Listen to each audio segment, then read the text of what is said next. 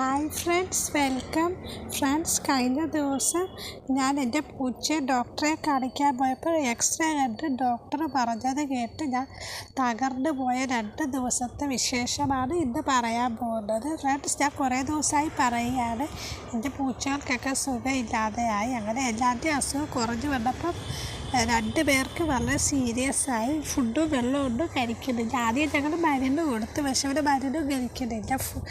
വിസ്കസിൽ മരുന്നിട്ട് കൊടുത്ത് അതും കഴിക്കുന്നില്ല. പിന്നെ ഡോക്ടറുടെ അടുത്ത് കൊണ്ടുപോയി ഗ്രൂപ്പിലൊക്കെ പോസ്റ്റ് ഇട്ടപ്പോൾ കുറേ പേര് സഹായിച്ചു. അപ്പോൾ അവരുടെ സഹായം കൊണ്ടാണ് ഇവരെ 2 പേരെ ഹോസ്പിറ്റലിൽ കൊണ്ടുപോയത്.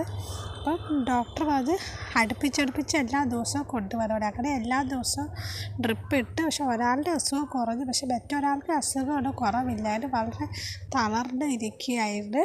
അതിന് ശരീരത്തിലൊക്കെ വിറയല്ല കൂട്ടാൻ. അപ്പോൾ ഡോക്ടർ പറഞ്ഞ് എക്സ്റേ എടുക്കാൻ. അപ്പോൾ ആ ഹോസ്പിറ്റലിൽ എക്സ്റേ ഇല്ലാത്തതുകൊണ്ട് പിന്നെ ഞങ്ങൾ വേറൊരു ഹോസ്പിറ്റലിൽ പോയി എക്സ്റേ എടുത്തു. അതൊരു വലിയ ഹോസ്പിറ്റലായത്. AC ഒക്കെ ആയിരുന്നു. എക്സ്റേ എടുക്കുന്ന റൂം AC ഒക്കെ ആയിരുന്നു.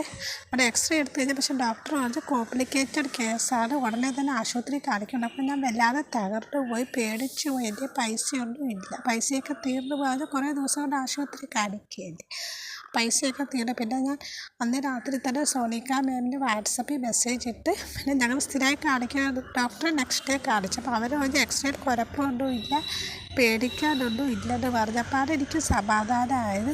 അപ്പം നിങ്ങളും അതുപോലെ ഒരുപാട് പേര് റെക്കമെൻഡ് ചെയ്ത വെറ്റിനറി ഡോക്ടറെ വേണം നിങ്ങളുടെ പൂച്ചയെ കാണിക്കാൻ. അല്ലാതെ ഹോസ്പിറ്റലിലെ വലിപ്പം അനുസരിച്ചോട് കാണിക്കരുത്. മറ്റേ ഡോക്ടർ എന്തുകൊണ്ടാണ് എക്സ്റേ കോംപ്ലിക്കേറ്റഡാണ് പറഞ്ഞതെന്ന് എനിക്കറിയില്ല. ചിലപ്പോൾ അവർ ആദ്യമായിട്ട് എക്സ്റേ കണ്ടുകൊണ്ട് പറഞ്ഞതായിരിക്കും. പിന്നെ ഇപ്പം എന്തായാലും അസുഖമൊക്കെ എല്ലാവരുടെയും കുറഞ്ഞു വരികയാണ്. അപ്പോൾ ഇന്നത്തെ വീഡിയോ ഇത്രയല്ല. Okay friends, thank U.